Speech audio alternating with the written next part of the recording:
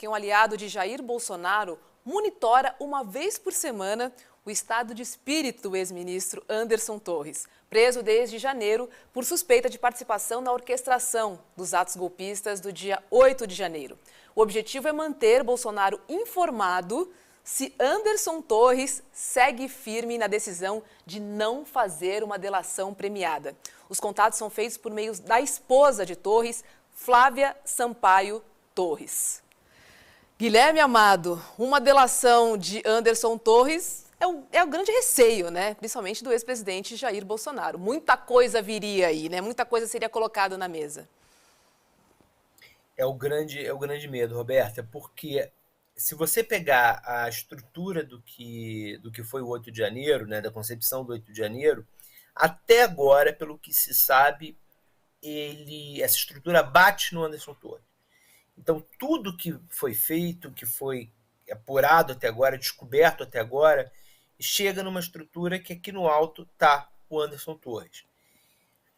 Agora, se o Anderson Torres vira e diz, não, tinha uma pessoa acima de mim, eu conversei sobre isso acima de mim, e mais do que o 8 de janeiro em si, porque é o que a investigação vem mostrando, que o 8 de janeiro foi o ápice, mas que isso começou muito antes, ainda em novembro, os primeiros dias de novembro, nos dias subsequentes à derrota do Bolsonaro.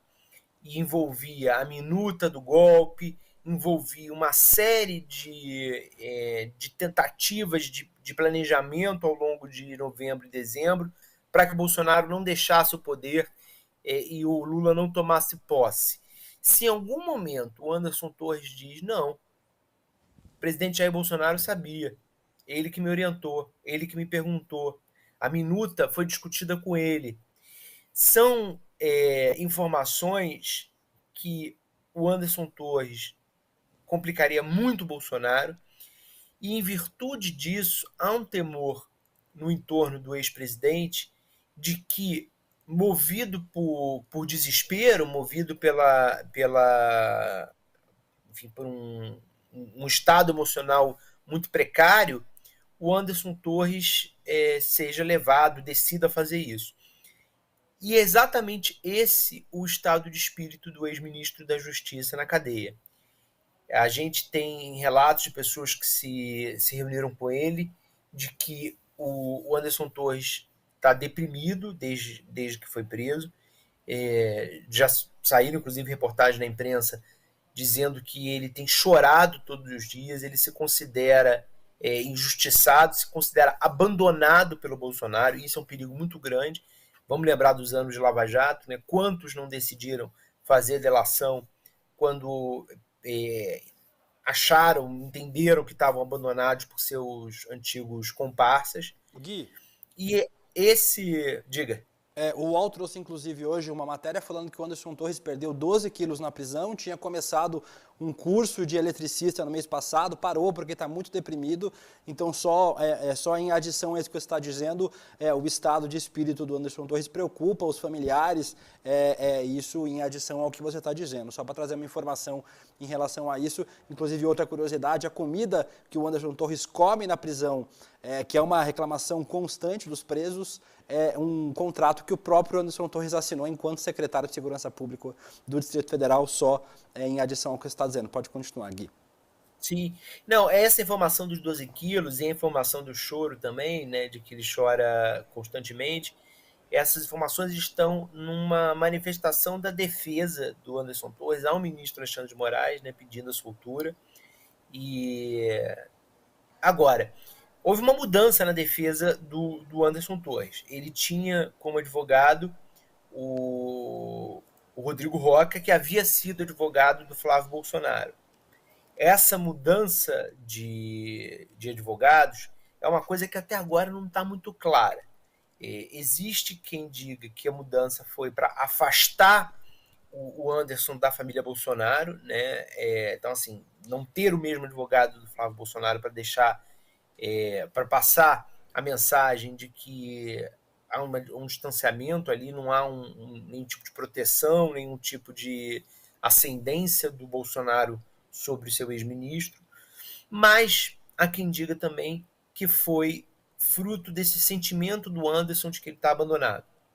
Então, ele teria decidido ter a sua própria defesa, sem nenhum tipo de ligação com o Flávio Bolsonaro, para ter autonomia nas decisões, e aí mora o perigo de uma eventual delação premiada.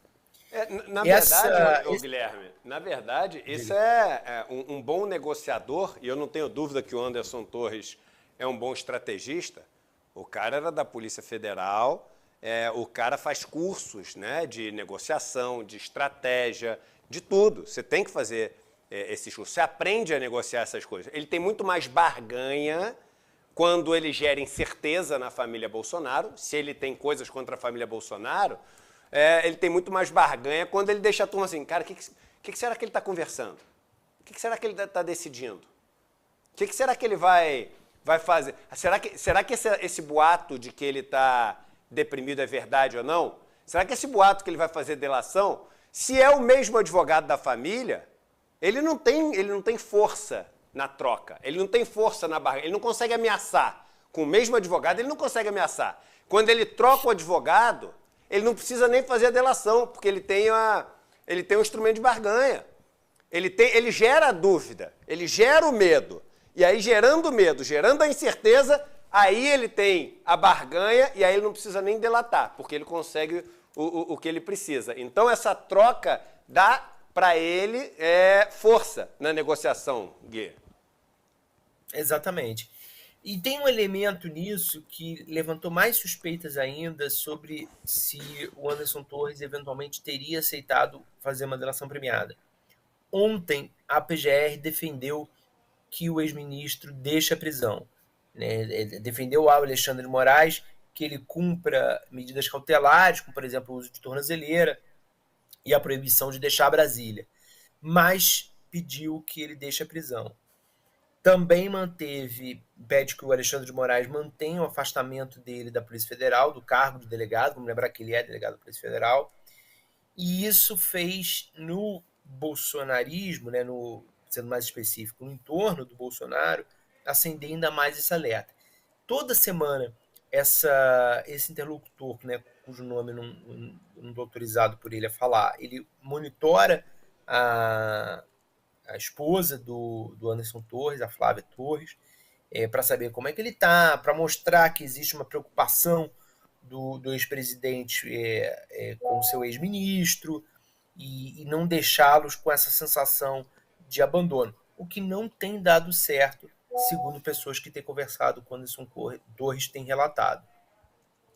Pois é, a ver e ficar de olho, nas condições, até quanto tempo Anderson Torres vai suportar toda essa pressão que vem de fora e a própria pressão interna ali naquele ambiente completamente desfavorável que ele está vivendo.